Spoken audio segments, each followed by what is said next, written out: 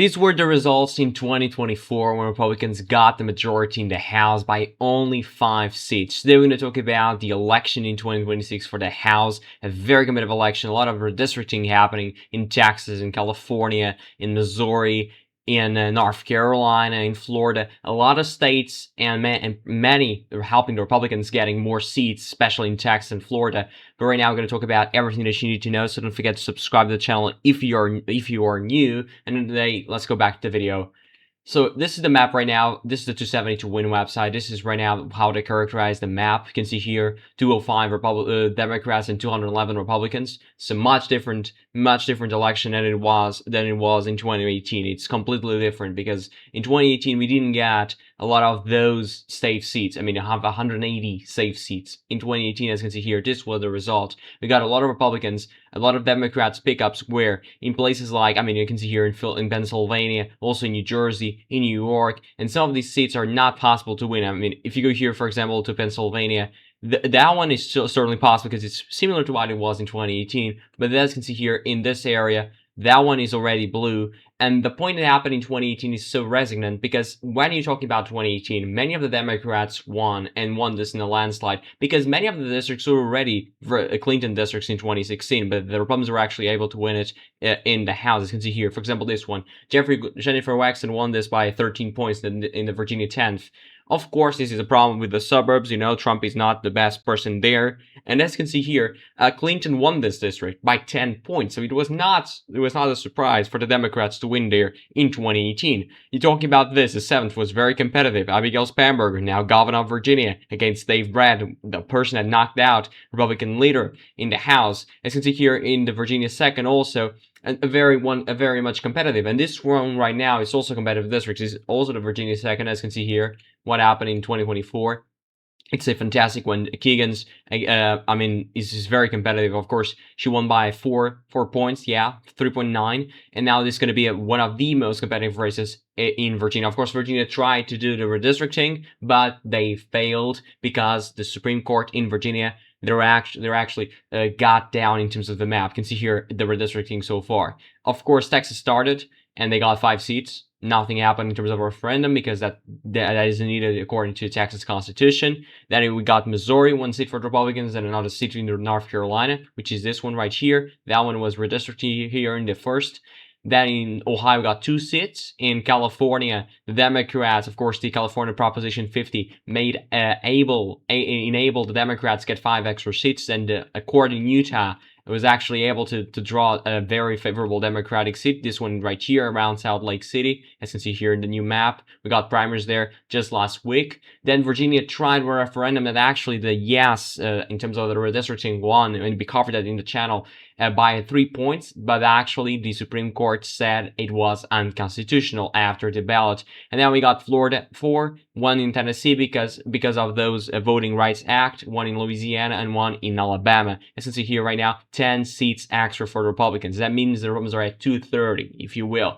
That is not impossible for the Democrats to gain a majority. I still give advantage to Democrats. Right now, Kalshi, one of the best prediction markets out there, is still predicting a 70% chance for the Democrats. As you can see here, in terms of the generic congressional ballot, which is very important when it comes to the House, I can tell you that.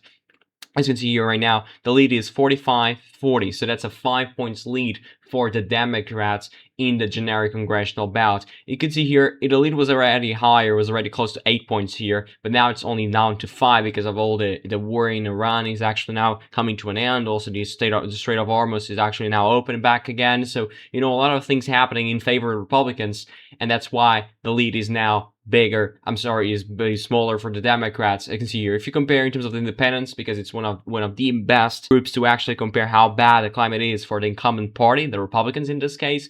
Right now, 40-24, a 16 points gap. That is not so bad. It's not great either, but it's not so bad. If you go here in terms of the man vote, because it's crucial to go to the Republicans, you can see right here. Let me just open there one. It's still going for the Republicans, but it's very close. You can see here when the Trump's approval rating was way down in late May. You can see here it was actually evenly split. The Democrats cannot win the mail vote. Otherwise, they're not in a great shape at all. You can check also the white vote, the biggest group in the country. You can also check that one. It should be Republican overwhelmingly. It is by just shy of 8 points. So That is so important. We also got a lot of retirements in the House, you can see here, and they are happening in many important places like Nebraska second, Montana first. You also go here. Of course, that one in Utah is happening because of the new district, so he doesn't want to lose that one because he probably that person is not does not want to lose that one. Also here in the 21st. For governor, so it doesn't matter. Here in the 5th, that doesn't matter as well. You can see here this one, 11th. Probably won't matter, but still, it's not that great. Here in the 6th, it should be competitive. I mean, in the general election, Kentucky 6 and Ybor that won in 2018, but just a small by just a very small margin, I can tell you. Look at this, only by 4 points. That was a competitive district back then. It's a not competitive district right now. Also in Florida, you saw a lot of competitive districts here around the 16th, also the 11th. And in Texas, yeah, we don't have a lot. In Iowa, this is competitive. That's second. Also, Ashley Hinson now running for U.S. Senate. It's a very competitive district. I can show you right now. Look at this. It says lean Republican, but I still give advantage to the Republicans there, but it's very competitive. So right now I can show you exactly what I think. So I will say that these two in Iowa will go for the Democrats. That's my expectation. One has Iowa City, College Town right there. It's so important for the Democrats, and the other district has Des Moines, state capital, a lot of government workers. That tends to be great for the Democrats. This one here, Vicente Gonzalez will win re-election, but the Republicans are trying to knock him out. That's part of the redistricting there. In Colorado, this one here, Gabe Evans will go to the Democrats as well. Here in Arizona, I give advantage to the Republicans in this, the Arizona 6, but I'll give Democrats the advantage in here, in the Arizona first, because another retirement in a very important region, and that's why I'm giving advantage to the Democrats there. In Wisconsin, this one here is so interesting. I'm going to give advantage to Democrats. We saw the Democratic strength in Wisconsin in the 2 special elections they got there. I'm not special elections, but the court elections, Supreme Court elections. And as you can see here in 2024, that has Eau Claire, La Crosse, and it was a very competitive district. I don't think the Republicans were able to hold that one. And also, it is in Wisconsin, a state that has a very small approval rating for Donald Trump because, I mean, it's a swing state. It is normal for that to happen. Then you go to Ohio. I give advantage to Republicans here in Marcy Kaptur's district. They actually made the district even more Republican, so that's better for the Republicans there. I'm giving advantage to them. Then you also go here to the Pennsylvania map. This one will go Democratic, that one and that one. I'll still give advantage to Brian Fitzpatrick in the Pennsylvania 1st Congressional District. He's a fantastic guy there. I know some people call him a rhino, but he's actually trying to win. Even though Bucks County is actually blue in the recent elections, apart from 2024, and Montgomery County is also a small part of the district, it's still voting red in that portion, even though it's voting blue, presidential speaking. As you can see here, those two are going to vote blue. That was very competitive in 2024. I can show you exactly what I mean. Look at this. It was 1.6 and 1 point. It was very competitive. Scranton, Pennsylvania. Here, Allentown, Latinos now voting much more Democratic than previously. That's why I'm counting on the Democrats there. Then move here, Tom Keene. He will lose as well. Nobody knows where he is, to be honest. Also, I hope he's okay there. But yeah, nobody knows where he is. And that's also not a very great sign for him in terms of his campaign. Here, Michael Lawler will actually lose that seat as well in New York. And now we'll only have that one, Michigan. That will also go blue. That was a pickup in 2024. I don't think that will stay there. And this one guy, John James, also retiring to run for governor. You can check that district right there. So it's right here. It is the northern part of Detroit. Is the so-called Reagan Democrats, people who voted for Ronald Reagan, but they were Democrats. This is next to Macomb County. Auto workers there. I would say the Republicans are going to win that one, especially with the support of Donald Trump, because he's fantastic in the communities there. Then you move to California. David Valdao will actually win that one. He's son of Portuguese immigrants. Fantastic guy out there. Yeah, I just want to say because he's son of Portuguese people from the Azores, and I'll give advantage to him as well. He was fantastic in the primary in terms of getting a fantastic result out there, and the Democrats are going to win that one as well. So we're only missing what? Okay, we're only missing here in Virginia 2nd. I will give advantage to the Democrats in Virginia 2nd as well. So guys, this is my prediction. I'm still missing one, I think.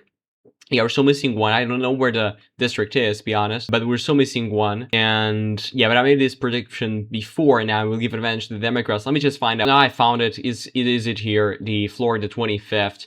And yeah, I'll give advantage to the Democrats. It has a bit more the conservative parts of Miami, also Fort Lauderdale and Palm Beach. As you can see here, I'll give advantage to the Democrats, and this makes it up to be a 220 for the Democrats and 215 for the Republicans. So this is a very close map. This is not what you expect in a midterm year. As you can see here, this was the exact replica of what happened in 2024, but in the opposite direction. So guys, this is a very competitive map. If you were there, don't forget to vote. Of course, you still have primaries in like Wisconsin, Michigan, Virginia. So in Virginia, early voting is already starting. So, I mean, if you are from those states, if you do have primary, please vote. And in the general election, you really must vote. This is a very competitive outlook. I mean, the Democrats in a very great year, they possibly can win this one, for example, in Montana first. I'm not even ruling out that, but it is very hard. I mean, the Democrats are not in a great place, to be honest. They probably would have would have wanted more than that 220 margin. They probably would have like 235 or even 240.